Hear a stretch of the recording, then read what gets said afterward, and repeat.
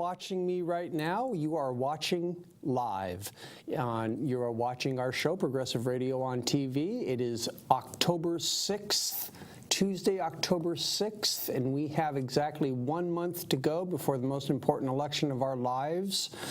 So we'll be, those of watch my show constantly understand how my focus on the upcoming election is pretty strong, and we need to make sure that we know as much as possible to be able to make smart choices in the upcoming election. But I tell you, we're going to have a good show tonight. I'm looking forward to being able to interview a candidate for the Oregon Metro.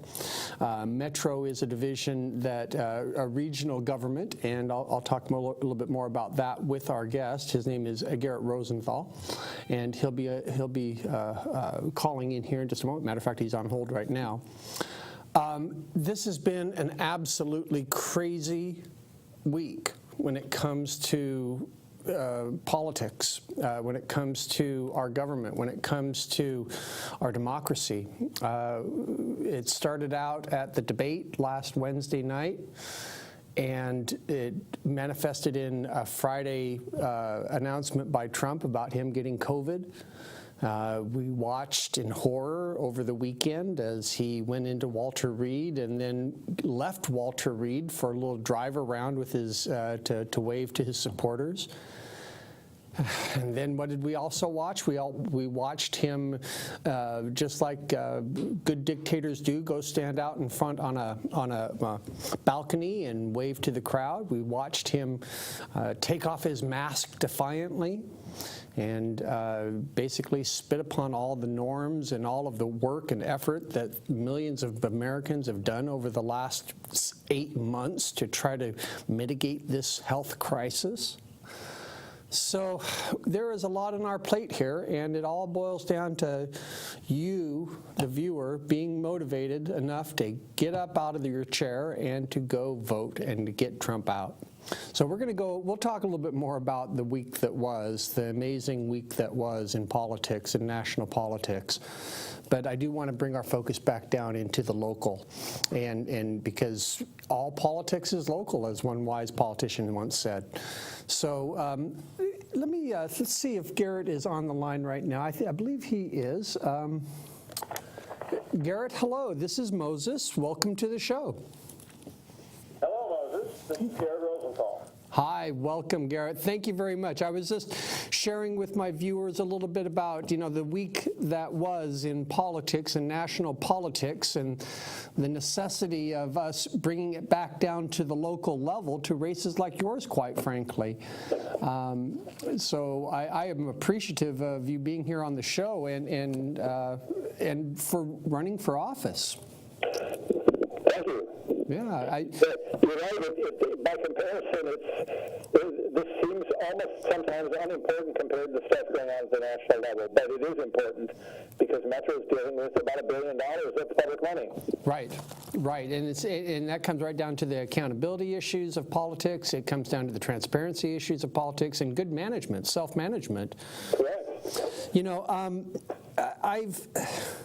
There's so many issues, but let's start with a primer on what Metro is all about. I want to make sure that folks know what Metro is and does.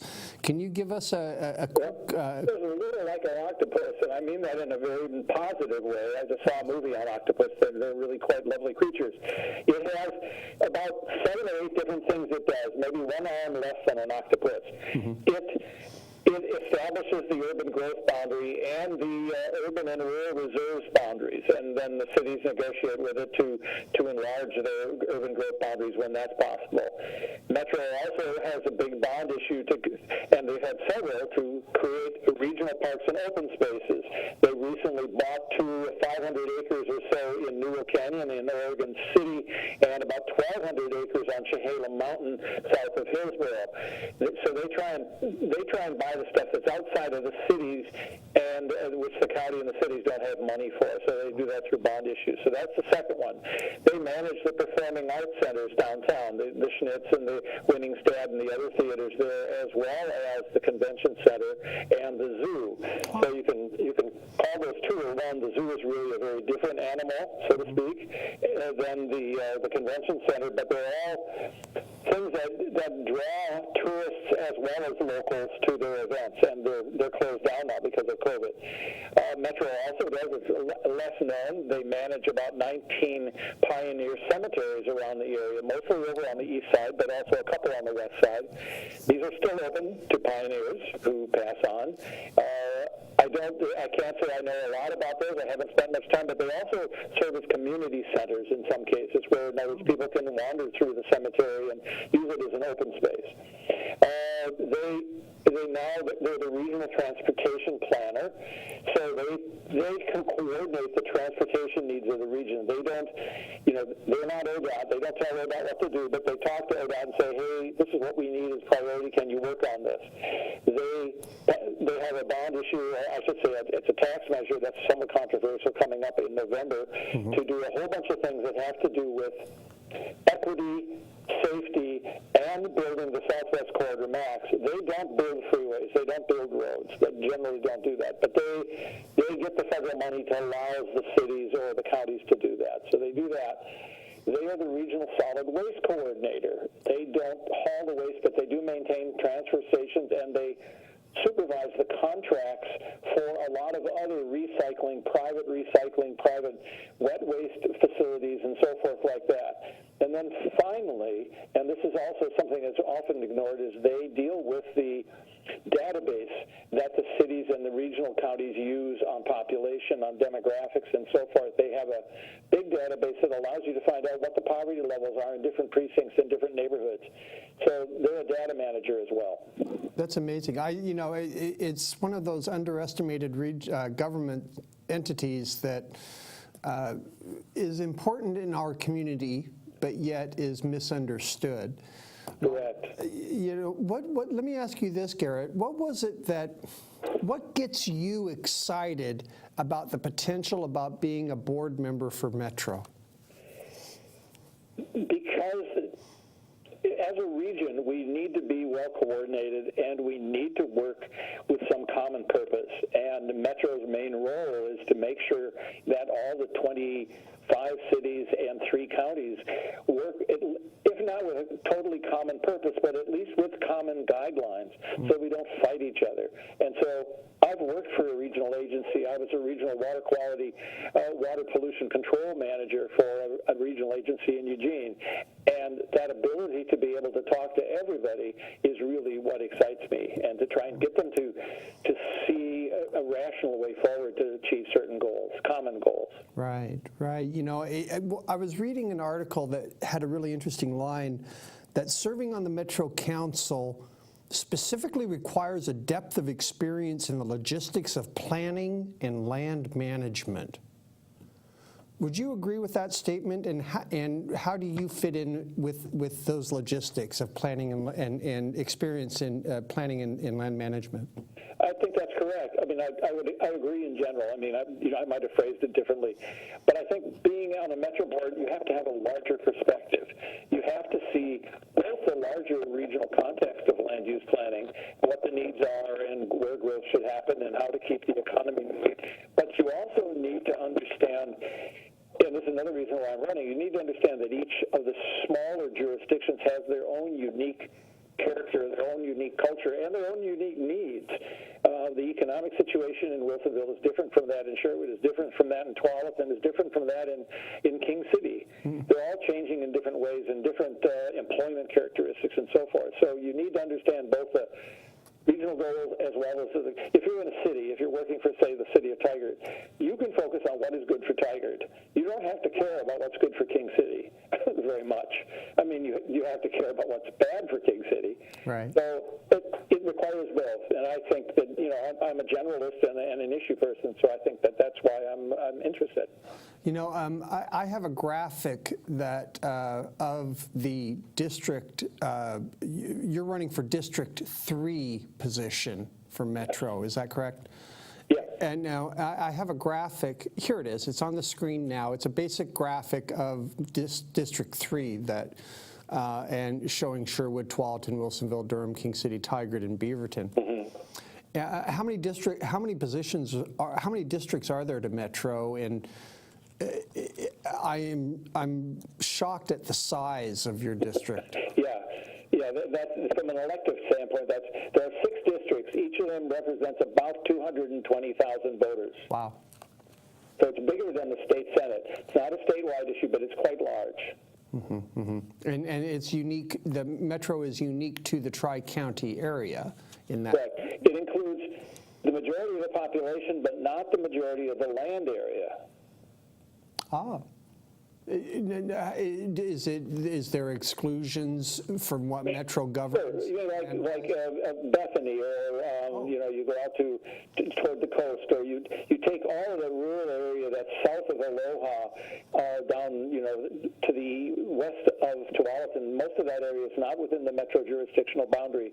A big chunk of the Stafford region, or which the Stafford Triangle area is part, but then you go south of there down toward Peach Hollow, Peach Bend. That's all not included. So in this district particularly, it includes some, but not a great deal of rural areas.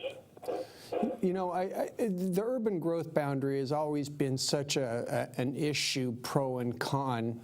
It's something that we pride ourselves on as Oregonians, as far as our forethought for land management, for planning, and then it's also is used as a reason. It's used as a negative, impeding growth, impeding opportunity, and that sort of thing. Where do you stand on the urban growth boundary in general, and what issues should a voter, when thinking about that, take into account? Often the battles are very local over specific areas.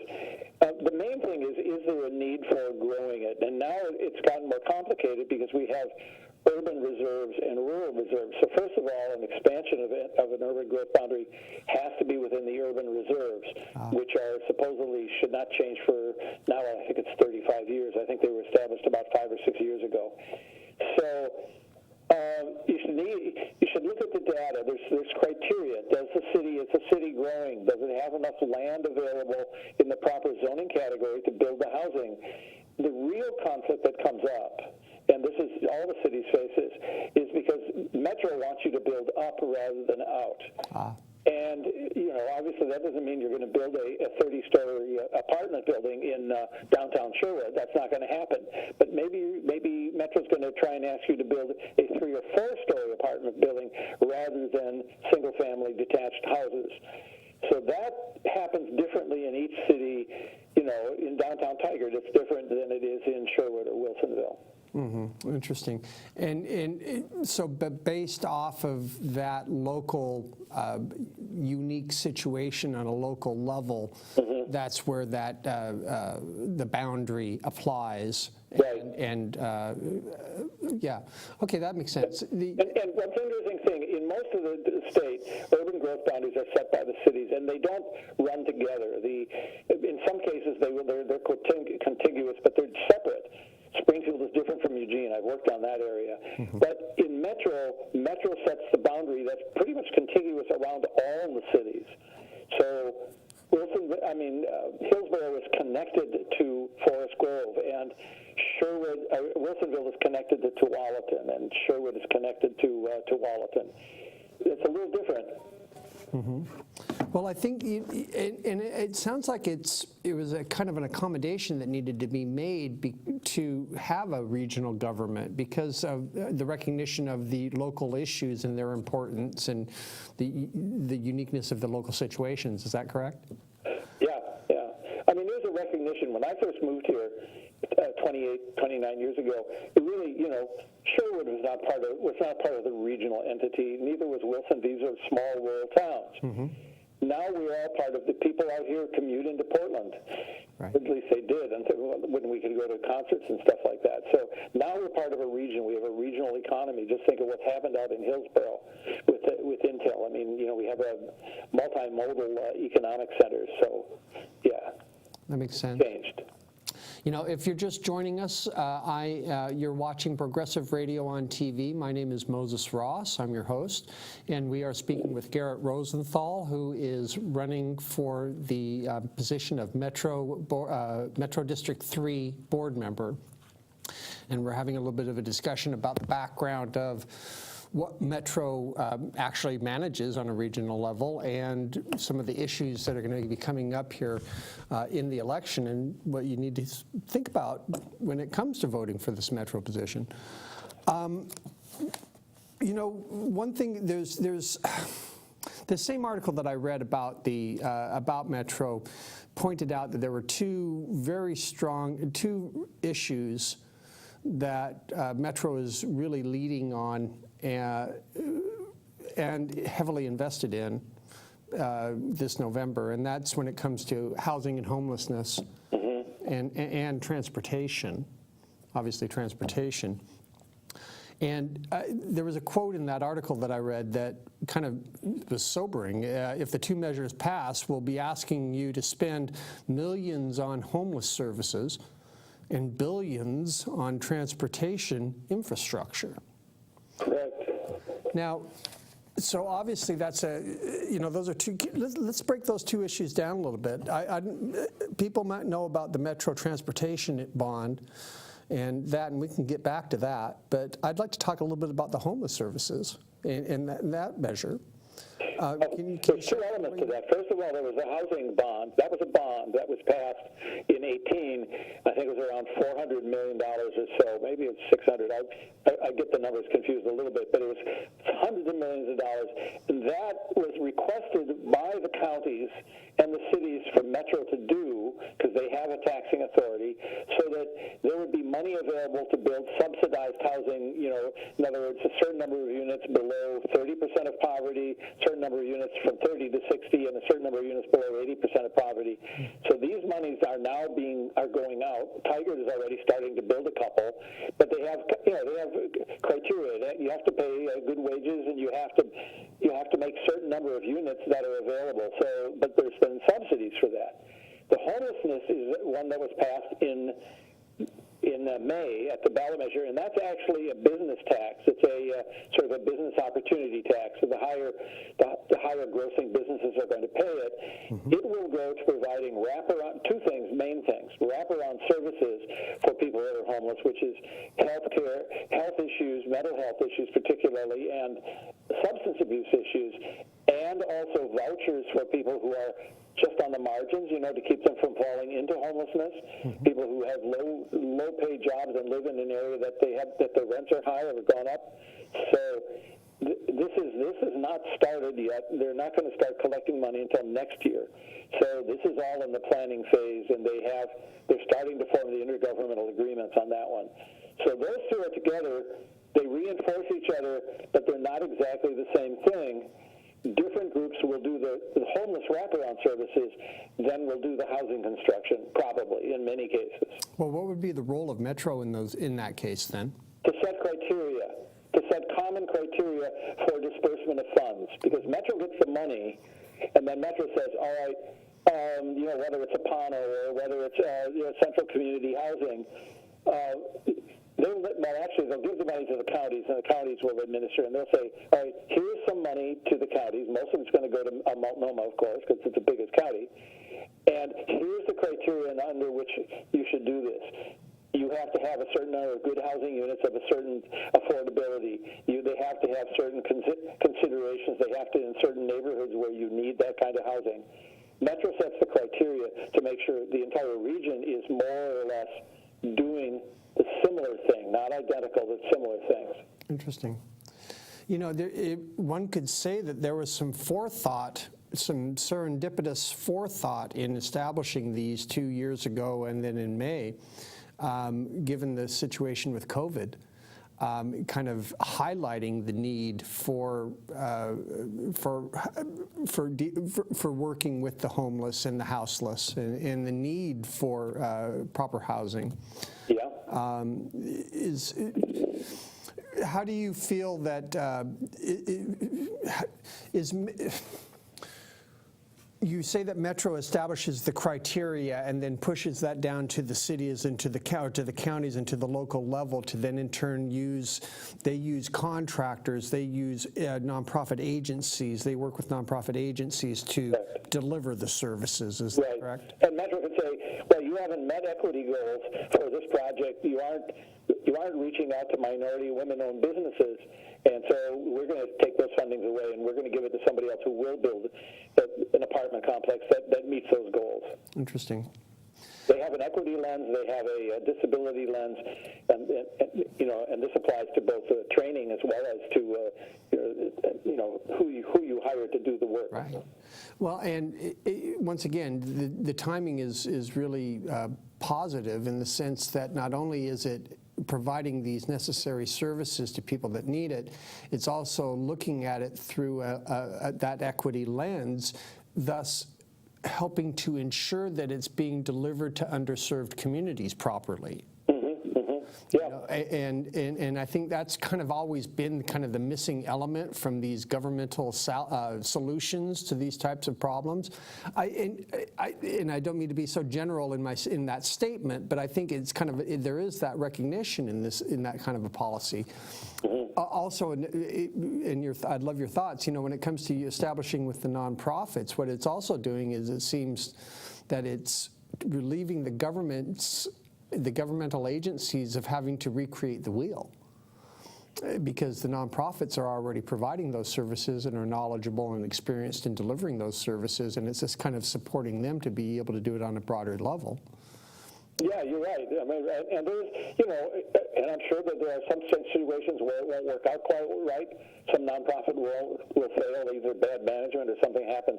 But they're taking agencies, nonprofits as well as, some of their housing agencies that already have a track record, and they're saying, all right, here's a new criteria, make this work. Right.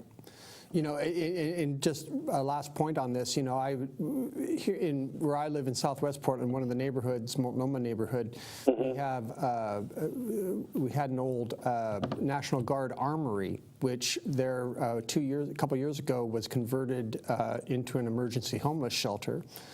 And so the experience, what the city emergency services did, is that they contracted with Human Solutions, which is another nonprofit that is very good at delivering these types of services, and they already contract with. And they did a fantastic job. Absolutely fantastic job. There were no complaints. And so that was my first experience with working with that kind of an interaction. And but since you're working with Portland and Beaverton and Hillsborough and Tualatin and Tigard and Gresham, you have to have a common standard, or who knows what's going to come out. Right. Oh, well, my goodness. That's what Metro's role is. Well, let's take that to the next step, and that's to the next measure that's really important right now, and that's the transportation bond issue. It brings out so many opinions about mass transit, for just being a very general statement there. Share with me what your feelings are about the bond and the necessity for it. Well, first of all, it's not a bond. It's actually a tax. It's a payroll tax. Pardon me. On on companies larger than 25 employees, and it does not include public entities. I support it. I realize that it almost seems counterintuitive in a way, but these are things that are necessary to improve equity. In other words, better transportation access to communities that low-income communities, and that can be BIPOC communities, or it can be just areas where people are living out in East County where they just don't have access to transportation. Remember, one of the goals of transportation is to get people from where they live to where they work. But poor people have to live further out and can't get to downtown as easily, and they have to take care of their kids. So the necessity to do that is really important. The safety issue is also big. I mean, we all know, we hear people trying to use the crosswalks on whether it's McLaughlin or 82nd or 122nd out in East County or TV Highway, you know, and there's, every so often there's somebody gets killed and somebody gets run over at night on a rainy night by somebody who's not paying as much attention. So there's big safety issues. There's going to be better crossings. Also going to improve bus facilities. My reason for supporting it are really three things. One is these are public works things that should be done because it's going to improve communication and access, equity and safety. And they don't get cheaper. These public works things don't get cheaper as time goes on. Portland saw that with the big dig, with the sewer thing. 20 years ago, it would have been a lot cheaper than it was 10 years ago. Yes. The other reason is these are local jobs with good paying family wage jobs in a time of economic depression, not quite as bad as we thought it would be, but still bad. This is money that's going to stay in the community, and this is going to go to local businesses. People are going to be able to train for it. There's an equity issue with that, too, training people so they have long-term jobs, whether it's in electricians or construction or, I don't know, there's a whole bunch of things, traffic management and so forth. So I support it for that reason as well. And the other reason is that argument is that it's going to hurt business, and it really isn't. If you take, for example, a small business with, say, 40 employees, all making an average of $20 an hour, and you look at that, their tax at 0.6% or 0.7% is going to be $6,000 to $7,000 or $8,000. While each of these people is making $40,000. Yes, at some level, they might not be able to spend as much money on the Christmas party, but it's a small proportion of what one person's salary is going to make. Most of the money is going to come from, and which is why they're opposing it, even though from the bottom line it's not very significant, is the big companies that have 1,000 employees. And there's a bunch of companies that have 1,000 employees, 500 employees, particularly, you know, Intel, Triquint, Nike, et cetera, et cetera. They're going to pay it, and they're probably not going to dock salary because it's going to be, well, we're going to deduct 5 cents from your salary, or we're just going to pay it out of our profits, and I think they'll pay it out of their profits. Well, quite frankly, as they should. I think. They should. Well, what's interesting about these types of taxes, where they're targeting the higher level, the employers of 25 and more, is that those businesses are contributing to the challenge for transit because they have more employees that have to go from point A to point B, from their home to work and back, and so it's kind of contributing back. They're putting that contribution back into establishing a good transit system so that their employees can get to work on time. And so I'm all behind the shared responsibility aspect of this and making sure that the wealthier businesses do pay their fair share. That's what it boils down to, paying their fair share, especially when it's coming to transit. The larger the business, the more impact they have, as you point out, on the transportation system. And, you know, admittedly, it seems hard to do an additional tax during a COVID crisis when there is an economic downturn. But the larger companies seem to be doing quite well, actually. I agreed. And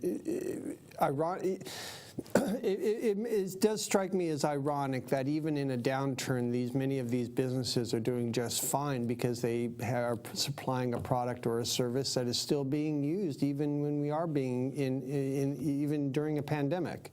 Right. So I have no hesitancy at all about making sure that our company that organ businesses pay their fair share. It's just a matter of the money management, how we use it properly. And and that's another issue when it comes to the transportation bill. You know, the Southwest Corridor. How are your feelings? How do you feel about the Southwest Corridor? Well, I live down here, and I would use it. I would use it to go downtown to events, and it would avoid traveling downtown all the time. So I support it.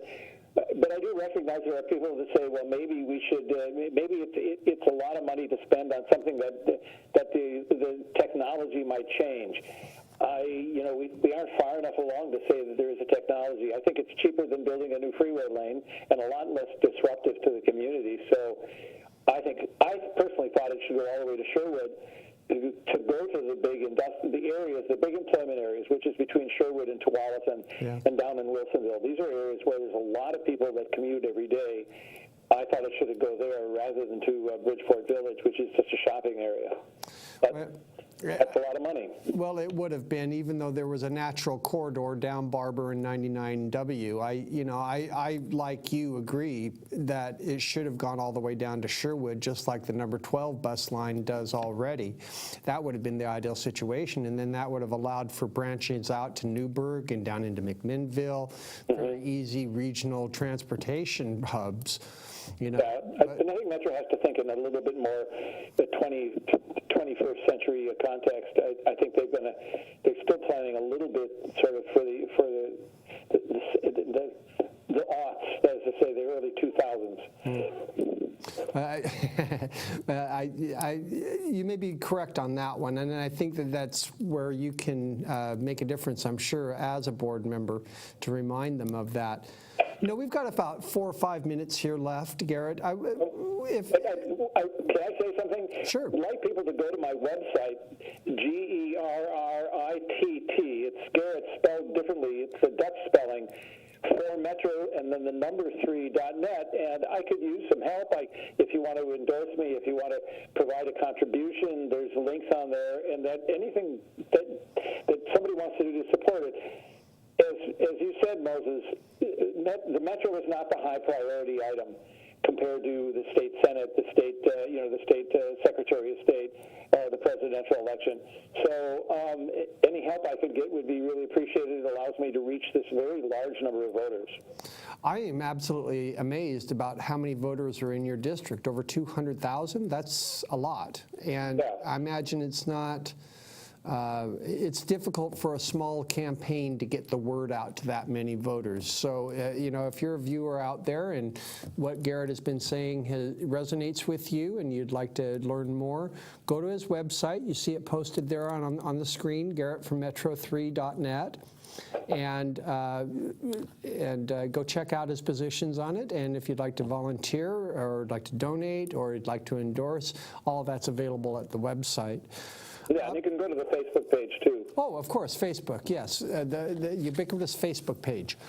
As we kind of wrap up this interview, I want to ask you, if you had an opportunity to talk to voters in an intimate level and you had 2 minutes, Garrett, what would you tell them to let them know that you'd be the best person to vote for this? I would say regional government really matters because we're all in it together, and we really have to plan things so that we're not fighting each other, so that cities are working more with each other than against each other, and that I have both the professional training and skills because I've been a land use planner. I've worked on solid waste planning. I've worked on transportation projects. I've done open space protection. So I've done a lot of the things that Metro has done. I've worked for a regional government, so I understand the context that a regional government exists in. Keep in mind, regional government represents not only the people, it also represents the small cities. And so I think I have that broad perspective. It's a grassroots movement, and I think I have the technical skills and the broad perspective on the issues that I think I can understand it and really speak for all the people in my district and all the people in the region, but particularly the people and the cities in my district. So I think that I have the broad background, and I think that qualifies me very much. Well, and especially when it comes to what Metro does, land planning, land management, planning, regional planning, I'll have to admit, Garrett, you do have that background, and so I'm appreciative of you stepping out and willing to help lead the Metro Council. So I appreciate you for doing that. Thank you. I also work with large stakeholder groups because I've done a lot of public involvement, so I like it. Yeah. One last question before I let you go. If you could snap your fingers and enact anything here in the state of Oregon or in our area, what would you do? I would snap my fingers. I would build a new interstate bridge that honors both the native tribes and the importance of salmon to this region. Great answer. Great answer. Yes, I like that answer, sir. I appreciate that very much. Garrett Rosenthal, it's been a pleasure to talk with you and to learn more about Metro, and I wish you well in your election for Metro District 3. Thank you very much for the wonderful questions, and I appreciate the interview. Thank you. Absolutely. You take care. Thank you. Well, thank you, folks, for listening to that interview with me and Garrett. Metro is not sexy, but it's essential. It's a part of our regional management that can get overlooked a lot of times. And so when good people, knowledgeable people like Garrett Rosenthal step up to try to help guide the course of of that regional government, boy, I really want to encourage you to get out there and vote for him, because I think we could use his expertise on this board. So, there's a lot more going on, of course, in Oregon, with 1 month left to go before the election, the most important election of our lives, as I always say. On a statewide level, there's a couple of different ballot measures that I wanted to talk about a little bit and just kind of give an overview. And I'm probably going to like to invite you to call in if you'd like to share your thoughts at 503-650-0198. If you have opinions on my last interview, or if you have opinions on the upcoming elections, I'd love to hear them. So there are a couple of different ballot measures that are coming up. There's 4 in particular that I want to talk about. There's ballot measure 107, and that is a campaign finance reform ballot measure that will allow for, that will change the Oregon Constitution. Wow, we already have a call. Hey, let's see what happens here. I'll get back to that here in just a second. Hi, welcome to the show. Thank you for calling in. Do you have a question? Oh, did I get you? Yep, I'm here. Oh, hey. Is this Carl Fisher?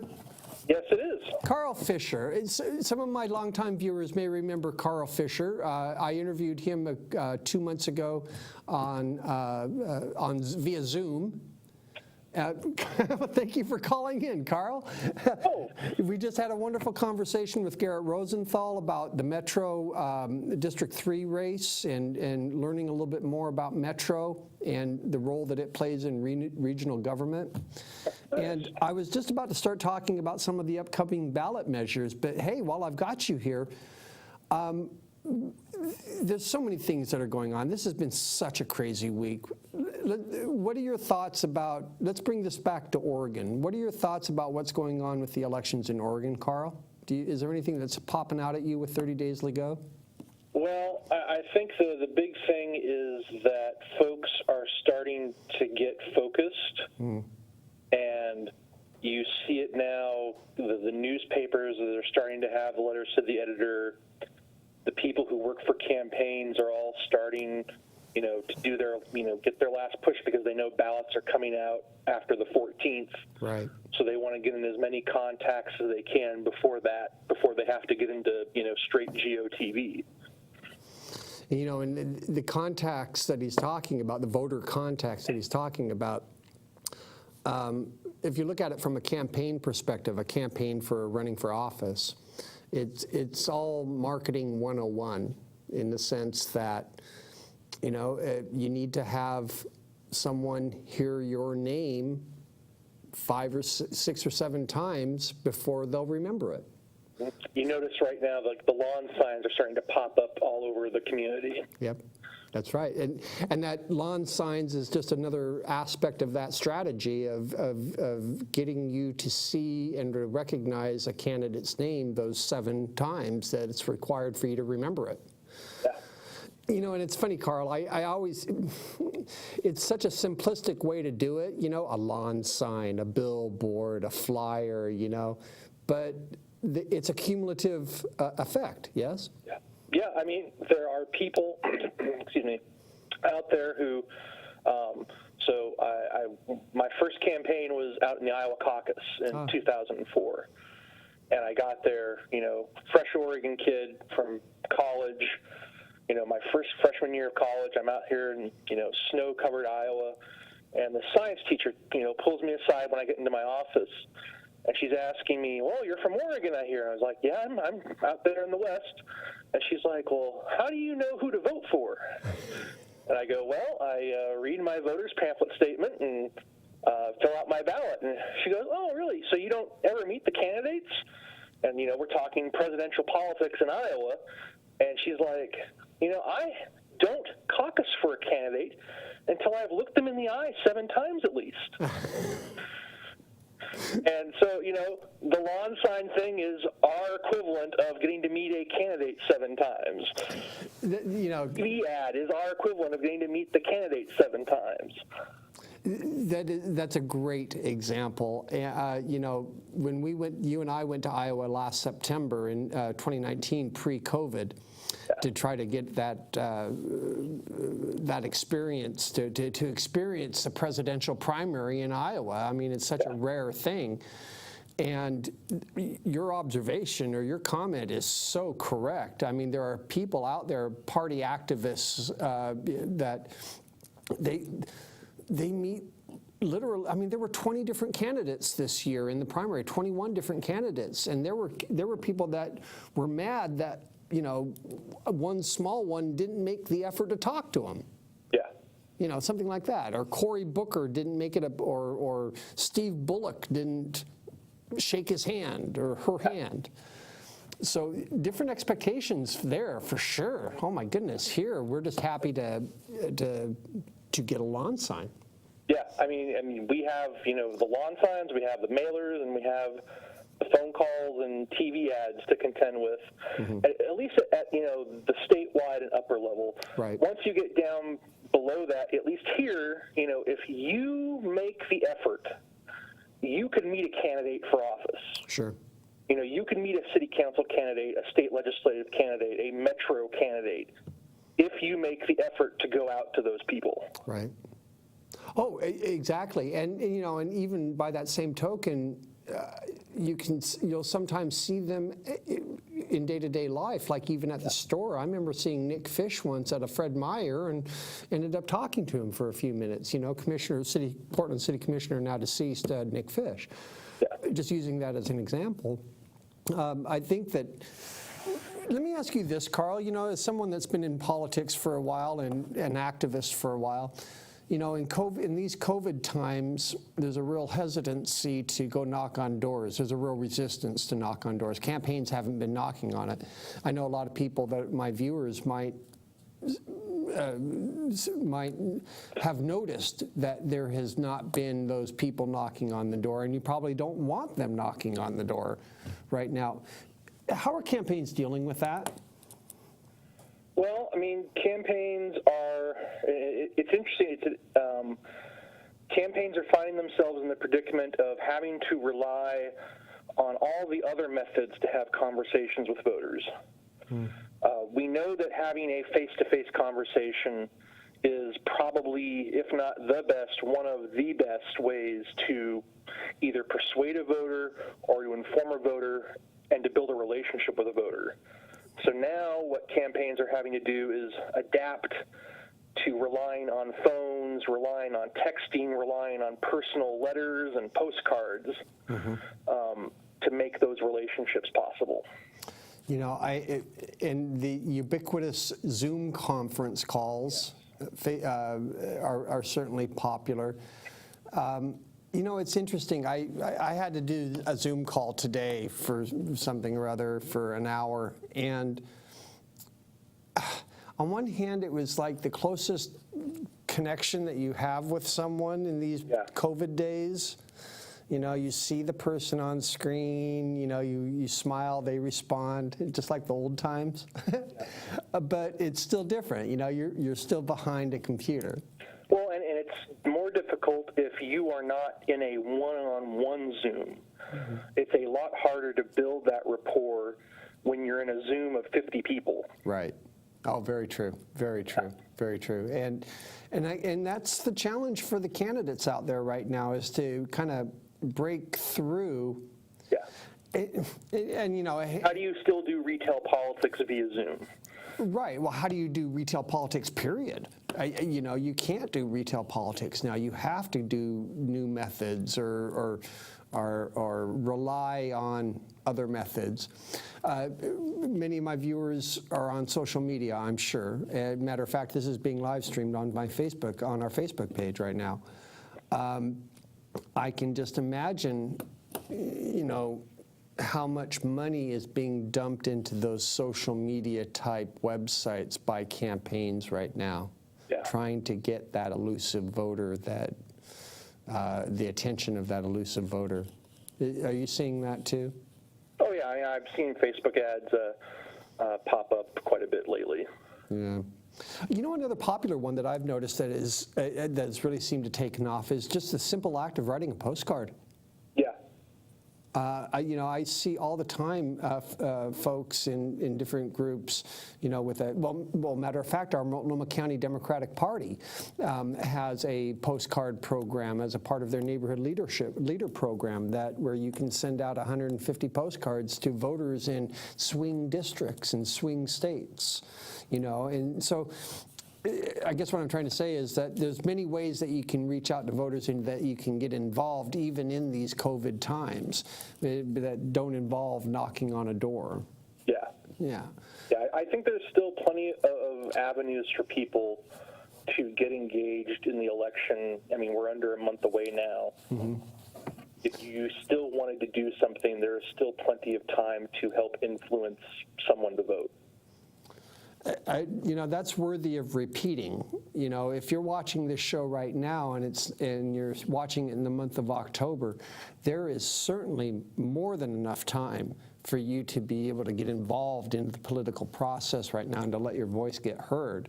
Be it working with a local campaign like Garrett Rosenthal's, or working on the Biden campaign to get Trump out.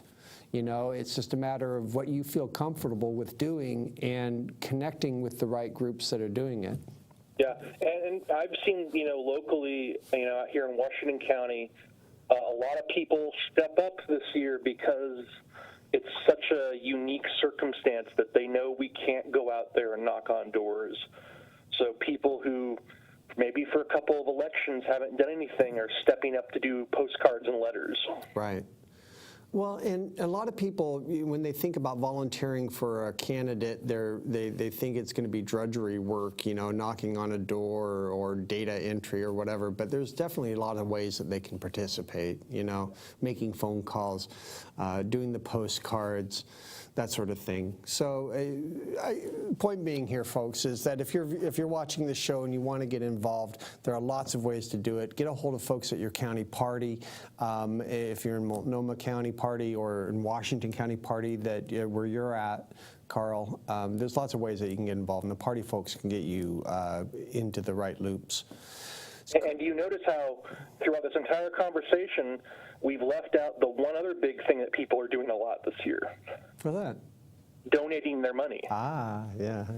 I mean, there's so many things you can do on top of donating money, which a lot of people send in typical years. They just do to make themselves feel better. Oh, I sent my $50 off to the the county party or my favorite candidate. I'm done. Right. People are doing that this year, but they're doing more. Right. They're going the extra step of doing the postcards or doing the texting or doing the phone calls. Well, or they're doing multiple types of donations to multiple campaigns, and they're doing it in a rather organized fashion. Like, for instance, right after Ruth Bader Ginsburg died, Act Blue, this fundraising website for Democrats, had its biggest contribution day ever. I think it raised something like $50 million in one day, towards progressive candidates. Did that beat the previous day of when Kamala Harris accepted the VP nomination? Probably. I was going to bring in my Kamala Harris paraphernalia here tonight, but and my Biden paraphernalia, but I thought I'd tone it down for at least the final month, and then we can come back around on November. So, Carl, let me ask you, what do you think is the biggest topic that people, what's important to you right now? What do you think the viewers want to hear about? Today we learned that former Oregon Congressman Jim Weaver passed away. Good point. Good on you. Good on you. A lot of folks who were familiar with Jim Weaver, he represented the Oregon 4th down there in Eugene. He was the congressman before Peter DeFazio. Wow. Wow. And when was he, so did it go in from Jim Weaver to Peter DeFazio? Yeah, so Weaver was one of the, what they call like the Watergate class. He was one of like the 90 some odd legislators who were elected in the wake of Richard Nixon's resignation in Watergate. Was Lessa Coyne part of that class? Yep. No kidding. So you had Lessa Coyne, you had Jim Weaver from Oregon. Were there any other Oregonians of note in that class? I think those were the only two new people. And people like Hatfield and were already senators at that time, right? Yeah. Yeah. But so Jim Weaver, now was he, what, besides the fact that he represented Southern Oregon for as long as he did, were there any other claims to fame that Jim had? Did he? Well, so one of his big things, which led to the creation in Congress of what they called the Weaver Rule, he filibustered on the floor of the House, and he proposed like 113 amendments to this bill, and he was allowed to speak for so much amount of time for each amendment. And so after that, at some point, the House changed the rules and said, okay, you can't submit 113 amendments to a single bill. I see what he had done. Wow. So now, this Weaver rule prohibits an inordinate amount of amendments to a bill. Yes. So that they cannot do what Jim Weaver did and have the floor to speak to all 100 plus amendments that he had to that bill. Yeah. Oh, this was in the 1980s, and so this was, right at the dawn of the Reagan Revolution. Yes. You know, I'll have to admit something, Carl. I went and I read an article that you had written about the Oregon representation at the national presidential conventions, and you had a picture there from 1980 of a soon-to-be Governor Barbara Roberts there representing Ted Kennedy at the 1980 Democratic National Convention. I did not know that. Yeah, we've had a long line of folks who have started off, and this is very common in politics, where folks start off at the local level. They start off as a concerned parent, concerned, person in their community. They get more engaged. They get involved in the party. They become neighborhood leaders, precinct committee people, state reps. They go on. They're carrying around the slate card, and pretty soon they're on the slate card. And that's exactly, we've had many people go to our national conventions as delegates and then eventually end up as elected officials. That's amazing. Well, and one of them, he went to the, up until today, he was one of the last two surviving delegates from Oregon from the 1960 convention in Los Angeles that nominated JFK. Not Jim Weaver was? Yep. Jim Weaver was a delegate to the 1960 Democratic National Convention in Los Angeles as a Kennedy delegate? Yep. Wow. Who is the other one that's still living? It's a woman named Sylvia Davidson who was, her and her husband were very politically active in Oregon Democratic politics in the 50s, 60s, and 70s. That's amazing. I mean, let's put that into perspective here. I mean, that was over 60 years ago. Yeah.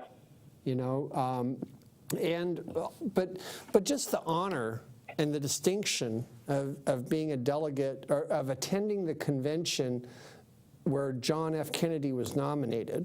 Yeah. That's a real feather in her political cap, or in Jim's political cap. That's amazing.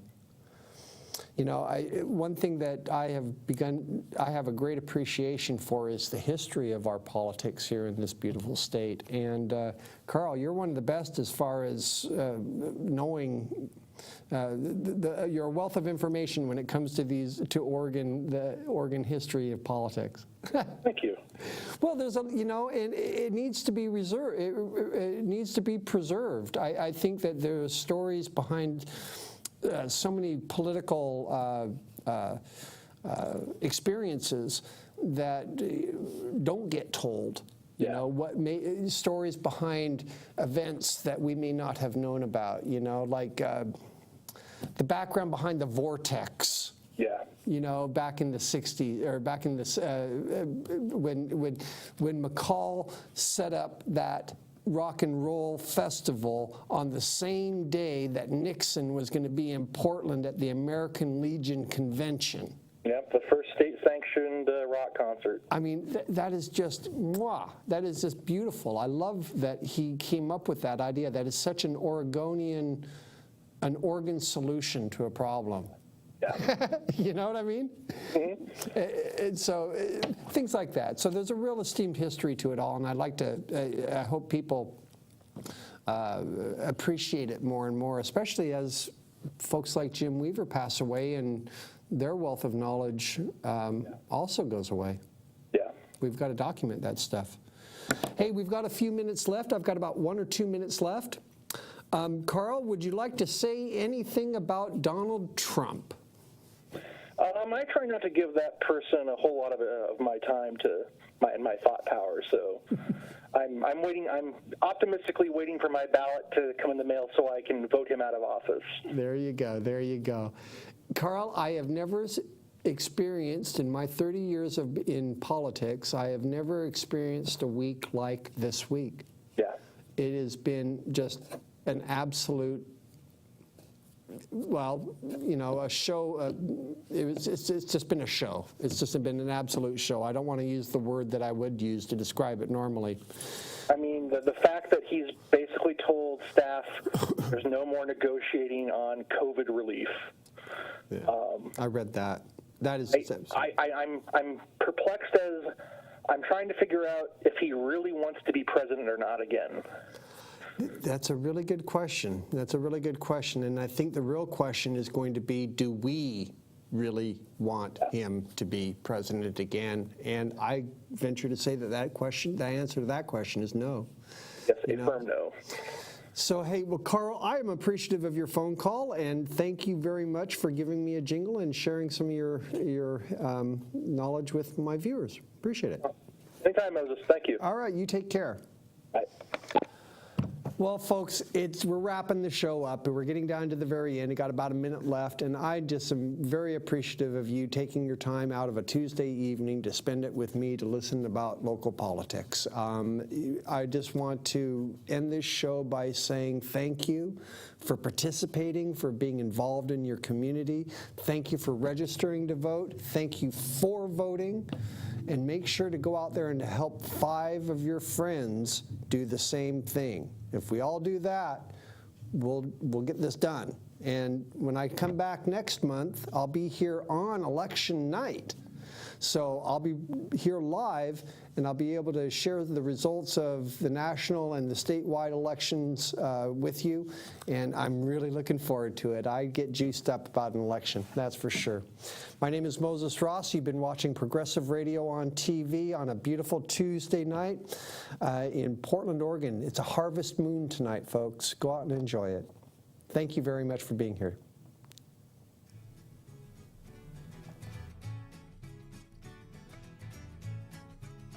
If I